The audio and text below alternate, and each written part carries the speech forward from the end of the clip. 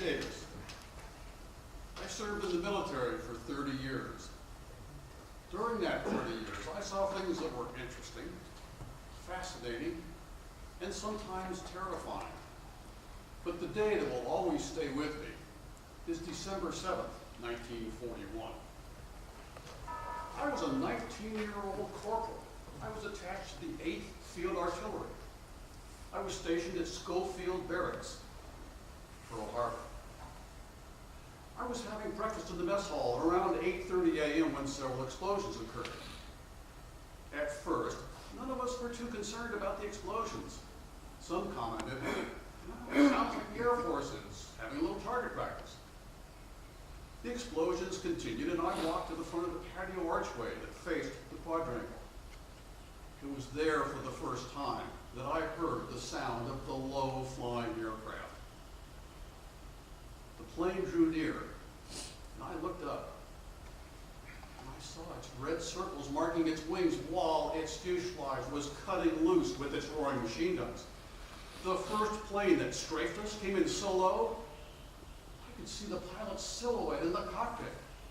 Bullets began ricocheting off of the asphalt driveway, off of cement walls, off of the barracks, even off of metal bunks and the wall lockers that were in the buildings. Many men were hit, and they fell both inside and outside of the quadrangle. Already, a line of soldiers had formed. They streamed into the aid station with those in tow that had been wounded in the attack. Blood ran down the entrance to the aid station. It formed in a puddle on the floor. Now, many men were hit when they ran outside to see what was going on. The initial machine gunning of our troops took a terrible toll. While they contemplated the reality of the situation, the Japanese had attacked. Now, having heard the bugle call, I left and I ran back to our barracks. And word was passed to the troops that we should arm ourselves. I drew my .45 caliber pistol and a box of ammunition. This pistol was the one that was assigned to us that were in the military. I stuffed mine in my shirt. Also in our gun room, there were 7 Springfield single-action rifles and a number of Browning automatic rifles. These rifles were passed out first, and the men that received them were set outside or up on the roof of the barracks to fire at the planes as they passed overhead. Unfortunately, I didn't see any success from their endeavors. Although the Japanese planes fired thousands of machine gun rounds at us, no bombs were dropped on us, and no fires were set in our area. Having said that, 9 of our men were killed, and 16 were wounded. Now, I made it back to my barracks, and I ran inside, and I grabbed my ready bag, and also a barracks bag, into which I put an extra change of clothes and a blanket, just as we had been taught in practice. I headed for the motor pool. On the way there, we came across the company mascot. The poor dog was lying in a pool of its own blood. One of its hind legs had been shot off. One of the soldiers drew his pistol and ended the dog's suffering.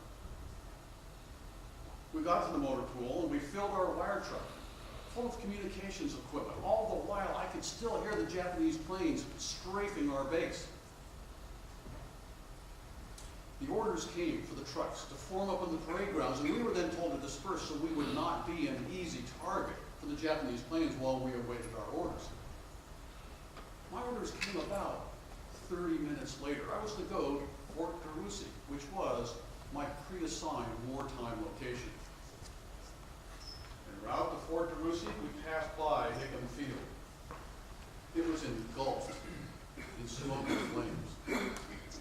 The planes, the hangars, the barracks, they were all a scene of utter devastation. Pearl Harbor was a mess. Ships were leaning. Ships were on fire. Ships had capsized. Oil, smoke, and flames obscured my vision everywhere that I looked. We made it to Fort Carusi, We took our switchboard and we set it up in a locker room underneath some athletic seats. I then drove to the top of the punch bowl, which was a place where we were going to make our final communications. This was also the place where the observers would look out, also on top of the Royal Hawaiian Hotel. When those final connections were made, I left the soldier in charge until the artillery observer could arrive. Once the artillery was set up, we were ready to defend against the Japanese, provided we had enough ammunition.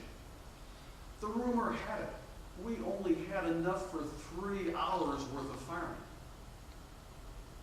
Now, there was nothing to do but wait.